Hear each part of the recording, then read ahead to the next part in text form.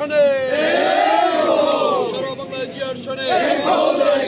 এক হও দেশ গড়ো, কেবলের জিয়া নয়, জিয়া আছে বাংলায়, আজকের এই দিনে জিয়া তোমায় মনে পড়ে,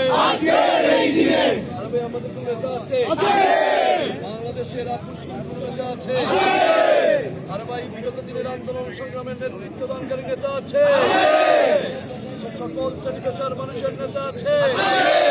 ওই সেই নেতা তারেক রহমান, তারেক রহমান, তারেক